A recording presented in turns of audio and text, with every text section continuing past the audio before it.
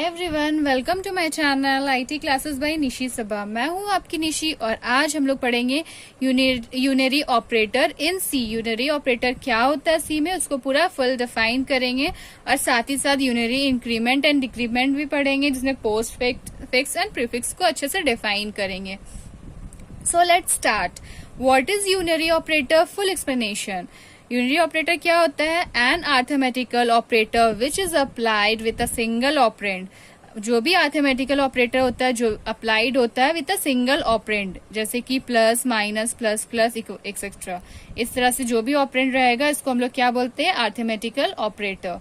इसको हम लोग यूनरी ऑपरेटर भी बोलते हैं। और we can say the operator that perform operation. हम लोग ये भी बोल सकते हैं कि operator that perform operation on a single operand to produce a new value. जैसे कि हम लोग जो भी ऑपरेटर में अगर हम लोग ऑपरेशन परफॉर्म करते हैं ऑन अ सिंगल ऑपरेंड, कोई भी सिंगल ऑपरेंड में, to produce a new value लाने के लिए हम लोग इसमें ऐड करते हैं, इसमें ये ऑपरेशन परफॉर्म करते हैं। सो अब चलिए हम लोग आगे देखते हैं unary increment and decrement operator. Unary increment and decrement क्या होता है? इंक्रीमेंट मतलब हुआ इंक्रीज, इंक्रीमेंट मतलब हुआ इंक्रीज और डिक्रीमेंट मतलब हुआ डिक्रीज। तो यहाँ पे unary increment and decrement operator. Unary increment operator plus plus, तो ये क्या हो गया? इंक्रीमेंट मतलब इंक्रीज हुआ, तो यहाँ पे हम लोग प्लस प्लस करेंगे। Increase the value of variables by 1।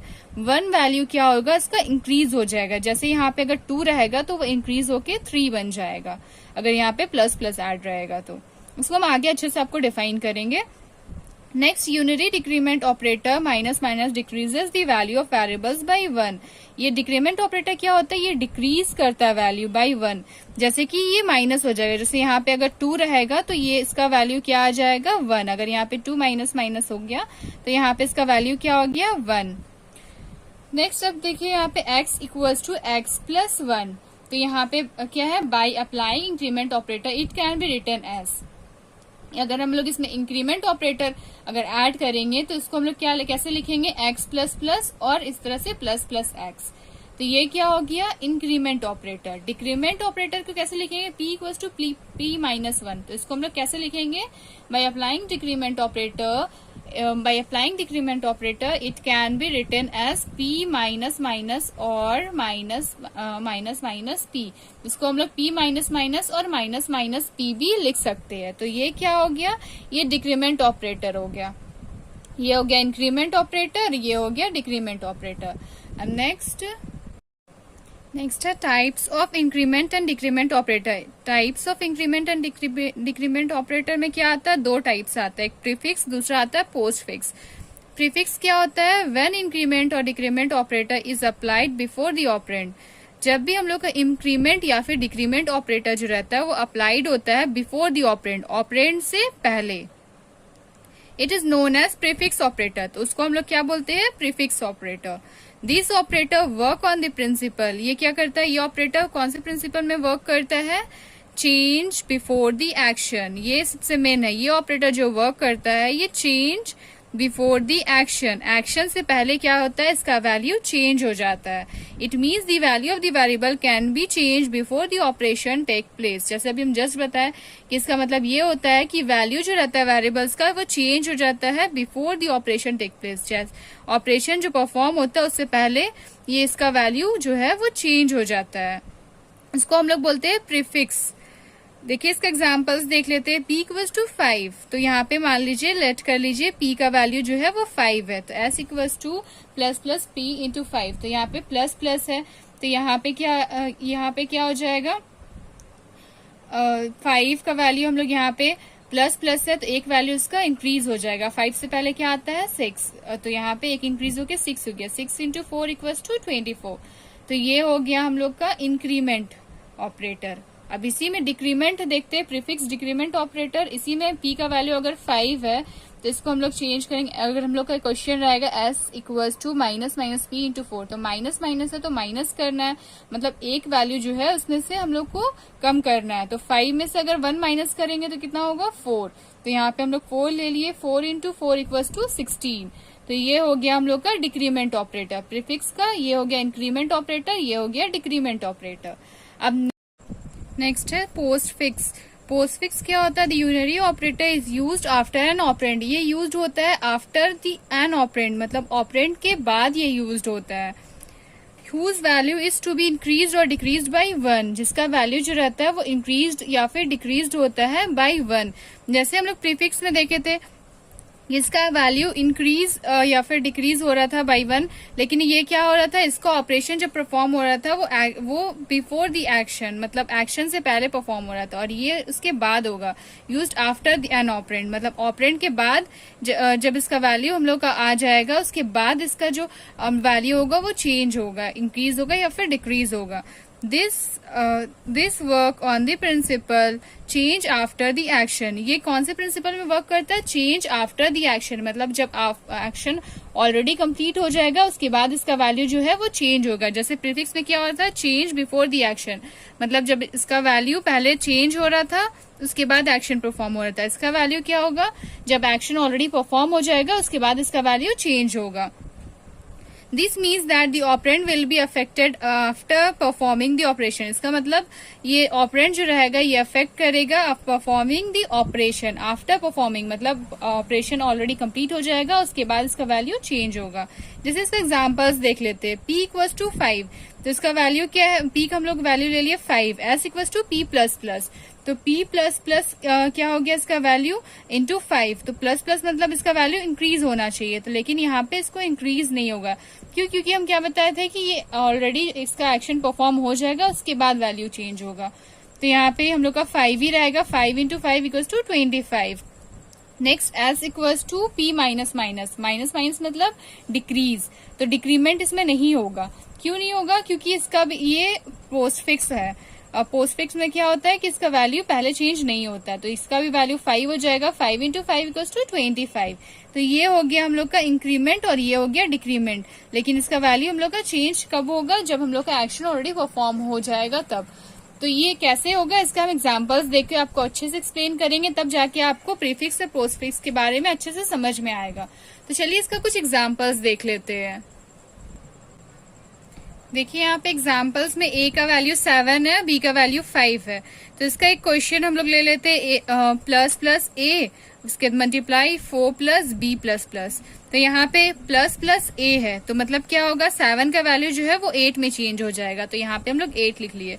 फिर मल्टीप्लाई देन 4, उसके बाद प्लस b प्लस प्लस, तो यहाँ पे b प्लस प्लस है, तो इसका वैल्यू हम चेंज क्यों नहीं किए? क्योंकि ये पोस्ट फिक्स था। पोस्ट फिक्स में हम क्या बताए थे कि इसका वैल्यू चेंज नहीं होगा, तो इसलिए यहाँ पे इसका वैल्यू 5 रह गया। उसके बाद यहाँ इसको मल्टीप्लाई कर दिए, 8 इंटू 4 इक्वल्स टू 32 हो गया। 32 प्लस 5 इक्वल्स टू 37।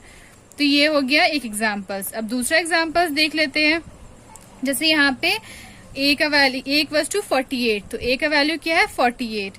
तो यहाँ पे क्वेश्चन ले लेते a equals to a plus plus plus फिर प्लस प्लस a। तो यहाँ पे जब a प्लस प्लस ये क्या है? ये एक प्रीफिक्स है और ये है पोस्टफिक्स। तो यहाँ पे क्या होगा? जब प्लस प्लस होगा तो इसका वैल्यू चेंज नहीं होगा, जैसे हम बताए थे आपको कि इसका वैल्यू हम लोग का सेम वही रह जाएगा। और इसके बाद यहाँ पे प्लस प्लस a है, तो इसका वैल्यू हम लोग का 48 से 49 होना चाहिए था, लेकिन यहाँ पे 50 है। क्यों 50 है? क्योंकि हम बताए थे कि जब हम लोग का पोस्ट फिक्स रहता है तो उसमें पहले ऑपरेशन परफॉर्म हो जाता है उसके बाद वैल्यू चेंज होता है। तो यहाँ पे ये ऑपरेशन परफॉर्म हो गया, इसका वैल्यू तो 48 ही रह गया।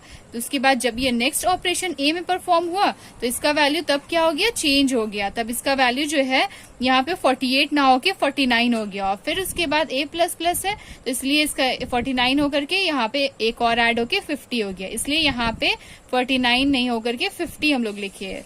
तो एक 48 प्लस 50 इक्वल्स टू हम लोग का 98 हो जाएगा। तो ये हो गया 98। तो ये अब आपको अच्छे समझ में आ गया होगा पोस्ट फिक्स एंड प्रीफिक्स। चलिए और कुछ एग्जांपल्स देख लेते हैं। a equals to 2, b equals to 3, c equals to 9। यहाँ पे 3 वैल्यू हम लोग लिए है। तो यहाँ पे d equals to a minus b plus plus and multiply minus minus c। तो यहाँ पे क्या हो गया? a का वैल्यू हम लोग का 2 है, फिर माइनस b प्लस प्लस। तो b प्लस प्लस हम क्या बोले थे कि वैल्यू चेंज नहीं होगा, तो इसलिए इसका वैल्यू 3 हो गया। और यहाँ पे मल्टीप्लाई माइनस सी माइनस माइनस सी, तो यहाँ पे क्या हो गया, इसका वैल्यू जो है वो 9 से 8 हो गया, माइनस हो गया। फिर क्या करेंगे, दोनों यहाँ पे इन दोनों को पहले मल्टीप्लाई करेंगे तो 24 आया, उसके बाद यहाँ पे 2 माइनस 24 इक्वल टू माइनस 22। देखिए यहाँ पे 2 माइनस 3 इसको इसलिए नहीं किया क्योंकि हम लोग जानते हैं कि पहले हम लोग मल्टीप्लाई वाला वर्क करते हैं, उसके बाद फिर सब्सट्रैक्ट वाला करते हैं, क्योंकि बॉड मास सिस्टम जो रहता है उसमें भी यही रूल्स रहता है और इसमें भी सेम यही रूल्स होता है, फर्स्ट मल्टीप्लीकेशन देन उसके बाद सब्सट्रैक्शन या फिर एडिशन। चलिए नेक्स्ट क्वेश्चन देख लेते हैं। x equals to 5, y equals to 4। तो यहाँ पे x का वैल्यू 5 है, y का वैल्यू 4 है। तो यहाँ पे एक क्वेश्चन हम लोग जनरेट करते हैं, x equals to z equals to x into y plus plus plus plus plus x divided by y। तो यहाँ पे x का वैल्यू क्या हो जाएगा, 5 हो जाएगा, y प्लस प्लस है तो यहाँ पे इसका वैल्यू चेंज नहीं होगा, तो इसका वैल्यू क्या हो जाएगा, यहाँ पे 4 हो जाएगा। फिर यहाँ पे प्लस, फिर यहाँ पे x प्लस प्लस, तो यहाँ पे x प्लस प्लस है तो इसका वैल्यू चेंज होगा, तो यहाँ पे 5 से इसका वैल्यू क्या हो गया 6। और y है y प्लस प्लस, तो y प्लस प्लस में क्या होगा, यहाँ पे 4 ना होकर के 6 होगा। क्यों, क्योंकि जब यहाँ y प्लस प्लस था तो इसका वैल्यू जब 4 था तो यहाँ पे ये इंक्रीज होकर के यहाँ पे ये 5 आ चुका था, और 5 आने के बाद क्या हुआ था कि यहाँ पे फिर y प्लस प्लस है तो इसलिए यहाँ पे 6 हो गया, तो ये कट होकर के 1 हो गया। तो यहाँ पे फिर 5 4 = 20 और यहाँ प्लस 1 हम लोग ले लिए, तो 20 प्लस 1 21, तो ये हो गया हम लोग का 21। अब नेक्स्ट यहाँ पे m इक्वल्स टू 12 देख लेते हैं। तो n equals to m plus plus into 5 plus minus minus m। तो यहाँ पे क्या हो जाएगा, माइनस हम लोग करेंगे।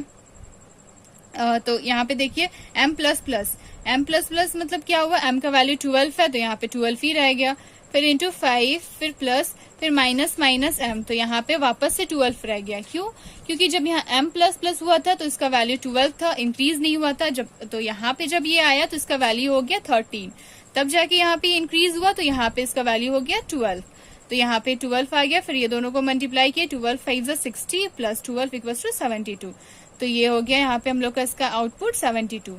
नेक्स्ट एक और क्वेश्चन देख लेते हैं। a equals to 5, b equals to 10। तो यहाँ पे क्वेश्चन जनरेट करते हैं, c equals to a plus b plus plus, फिर plus minus minus b plus b। तो यहाँ पे a का वैल्यू हम लोग का क्या है 5, b प्लस प्लस, तो b प्लस प्लस में क्या हो गया कि यहाँ पे प्लस प्लस था लेकिन हम लोग इंक्रीज नहीं करेंगे, जैसे हम बताए थे कि पोस्ट फिक्स में इंक्रीज नहीं होता है, तो यहाँ पे 10 ही लिखे।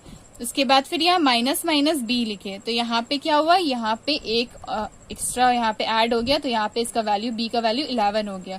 तो जब माइनस माइनस हुआ तो यहाँ पे 10 आ गया, और फिर प्लस यहाँ p का वैल्यू 10, फिर यहाँ पे इसको ऐड कर दिए, ये हो गया 35।